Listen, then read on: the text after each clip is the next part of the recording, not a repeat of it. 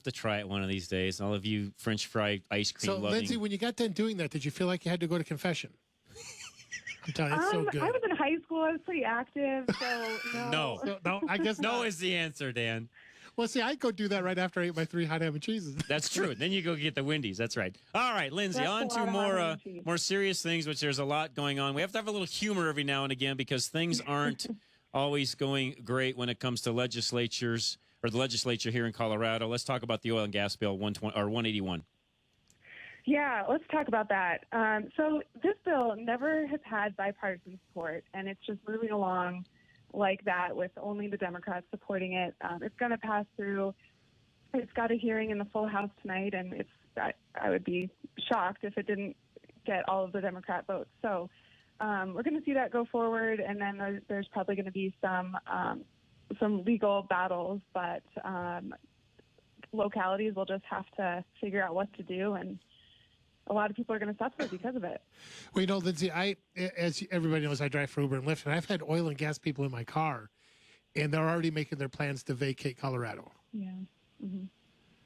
Not good. Yeah, I think people will leave and other people will consolidate the smaller companies. And not only, so the economy is going to, or these local communities are going to suffer because of state regulations, but also their local regulations. So they're going to get hit twice. Right. And in some places, really, really hard. Okay, so is there any chance whatsoever of this thing not becoming law? I don't think so. I believe it will become law. It'll go through the House. My prediction, it'll go through the House tonight, and it'll get the governor's signature in the coming weeks. So we have no holdouts, nobody that's going to maybe turn the tide. This is a done deal.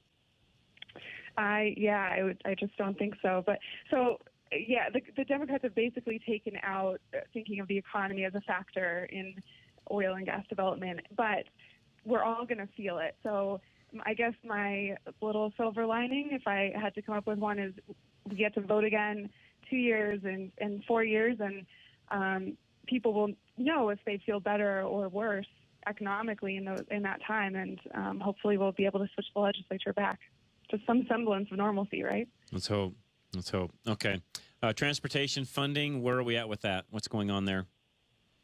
Yeah, so there's a lot of conversation this week. There was a bipartisan agreement in the Senate to add some more funding to transportation. Initially, the Joint Budget Committee, which decides sort of the first draft of the budget that it came out with, gave only $30 million to transportation. We have a $9 billion backlog. $30 million doesn't even fix road, potholes in this state.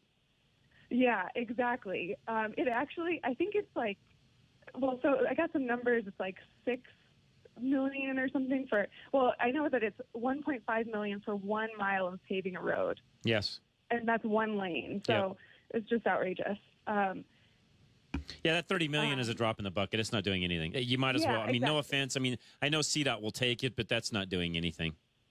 Right. So they came to an agreement to increase that to $106 million of new money, bringing it to a total of $356 million, which is maybe two drops in the bucket, but it still does not cover what we needed to cover. And this process isn't over. So the full House is having a hearing, and we'll have to. I'm guessing that a full $106 million isn't going to stay. Well, the only consolation is when 181 passes and about a third of the state moves out, maybe we won't need to fix as many roads. There you go. Be tongue-in-cheek. Everyone feel better now? No, I don't. Ridiculous. I want a hot ham and cheese. Yeah, you drown your sorrows in a hot ham and cheese. There you go. Yeah. Yeah. So the budget came out this week, and it shows a $1 billion increase over last year's spending. So it's, but I think Democrats, the liberals that are running the state government, want government to be as massive and complicated as possible so that people either don't have the time or, can't understand what's going on, and they can just, move money around to their programs. But it's not great for us. What areas of the budget are they increasing? Besides, I could only imagine. I haven't looked at this closely. I should, but I can only imagine, Lindsey, that our health care, Medicaid, things like that, are most likely increasing. Correct? Yeah, our healthcare related spending is, again, the biggest part of the budget. The education spending and higher education, I think, has gone up the most since last year. And then I think those are the two main areas.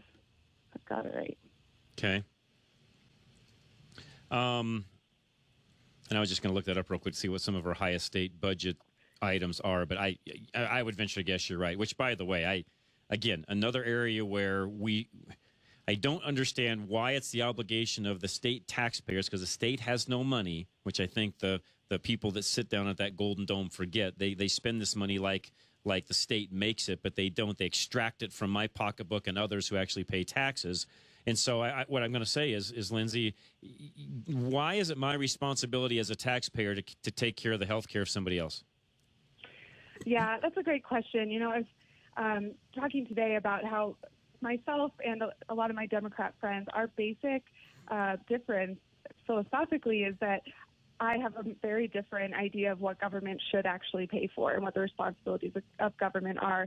And I believe that paying for our basic infrastructure, our roads and bridges, is very high on the list of things government should pay for. And a lot of the things that our legislature wants to pay for is not on that list. Your Democrat friends, have they ever had a job? Like in the private sector? Have they ever owned a business? Have they ever, made out a payroll check? Yeah, and they vary the spectrum, but at least they'll listen to me talk some sense. So it's nice that and by the way, I'm looking at these are numbers that are a couple of years old, so this may have changed by now, but the two highest things that we spend money on is education and Medicaid. Mm-hmm.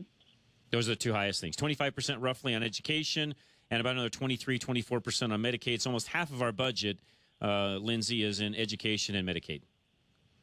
Yep. Has anybody done a cost analysis to find out how quick it is before the Democrats break the state? If oil and gas leaves, the revenues from all that happens, if tax revenues start to dry up and all the spending they've got, at what point in time does the state go broke? Yeah, that's a good question. There's some numbers that have come out saying if this oil and gas legislation destroys even half of the new development in Colorado, it'll cost $8 billion from tax revenue from oil and gas in the next 10 years only. So I don't know what the full outlook of that is for our state, but that in itself gives me a lot of anxiety. It's really depressing. And like you say, there's not a gosh darn thing we can do about it. No, I mean, the problem we've got, this is my fear, and I want to get your thoughts as well, Lindsey. Again, Lindsey Singer, Colorado Rising Action, she's with us. And the thing I want to ask, Lindsey, is even if we can go to the polls in a couple of years and make some changes, the reality is some of these companies will go ahead and make decisions, even for their future, based upon what's happening right now. And there's no guarantees that if we change things around in 2 years, they'll come back. That's very true. There's a chance that some of the bigger ones who can handle it might stay to see if any ballot measures that they think will go through actually get put on the ballot, and if that shows them any kind of anything about our future in Colorado staying with oil and gas. But that's the big if. And that kind of change wouldn't happen until 2020. It might be 2019, but that things could be on the ballot. But we won't know for a little while. The one thing, too, that I am very upset about with 181 is the fact that the Democrats are basically pushing this through as it's something that's going to make the state more safe. And frankly, Lindsey, it's not going to do a thing along those lines. It'll stop houses in Firestone from blowing up. No, it won't. But no, that's their premise. That's their premise, but it won't. Yeah, right. It's part of the way they actually, some breaking news this afternoon at the legislature, they just passed the red flag bill. We're not surprised, but it did just happen through the Senate. It was an 18-17 vote. And that's at a time where, even Governor Polis was sort of losing steam on it and backpedaling. The Denver Police Union, the Aurora Police Union came out against it. But there's still, the things they say to get these things passed and get, public on board is it's just not true. And don't kid yourself. If you're listening down in Pueblo, it's time to get rid of Garcia, whether it's the next election or whatever. It was up to him, even though he didn't vote for it. Evidently said he was not going to. He could have stopped it in the state Senate. He didn't have to let it come up for a vote. That's right. Again, I'm still confused, Lindsey, by the very people that want to take more money and spend it are doing just the opposite when it comes to how much revenue will be available down the road because of what they're doing with 181. So I don't understand their mentality. I realize they want to break the state, but yet they like spending money. So I don't understand. They're bipolar in their thought process. Right. Is it going to do they think that it could get so bad that taxpayers will approve new taxes that we haven't approved in the past? It's pretty mind-boggling. It'd be interesting to hear some inside, edge on that to know exactly what they feel will happen from that, because nothing good's going to come out of it. Well, Lindsey, you just made a great point. This is exactly what they're doing. This is why CDOT didn't get any money, because they know it just ticks off everybody. And who do they blame? They blame CDOT. Right. They don't go back and blame the legislature. No, they blame CDOT. That's right. Right. And why does it cost $1.5 million to pave 1 mile of a road? There might be something there. Why does it cost? What waste is happening when you have, the government paving the roads? I'm not saying we should privatize the road paving, but I do think I would. You're not going to hurt my feelings to say that. And I don't know if that cost is new road or just paving over an existing road. Does anybody know what that is? I'm looking up right now. I believe it's new road. Yeah, because repaving is typically no. Hang on. Okay, to mill. Here's the words, and this is average. So in certain parts of the country, it does cost more depending upon what they're using for in the asphalt and so on. But to mill and resurface, so to rotomill and resurface a 4-lane road, 4-lane, not a single lane, but a 4-lane road, it costs an average of $1.25 million per mile. Okay, that's to tear it up. That's the rotomill. So you take the top layer off, go down about 2 inches, take the top off, lay new pavement, 4-lane, each mile, $1.25 million. That's 4 lanes. Now, if you want to expand said road from 4 to 6, you can pay $4 million a mile for those other 2 miles. So Lindsey, your number is new construction. Repaving, you could do 4 lanes for the same cost on a repave. Still expensive. It's an incredible amount of money. It's a very, and somebody that's actually a little bit in that industry, a lot of that is coming from, cost of labor, cost of the machinery itself, cost of, the rotomill machine, by the way, those are $1 million machines rolling along. They're very, very expensive to run.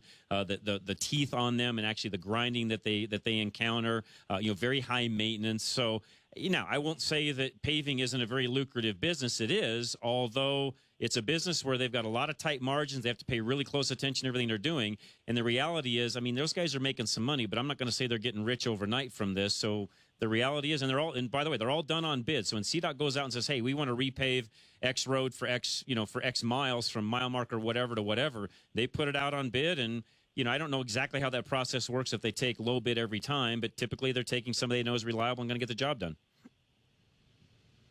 Bottom line, we need more money devoted to CDOT. That's the bottom line, Lindsey. Yeah, that is the bottom line. All right. What's your website, Lindsey? It's coloradorisingaction.org. Appreciate it very much. Lindsey Singer, thanks again. Thank you. You bet. Thanks, Take Lindsey. care. All right. Let's do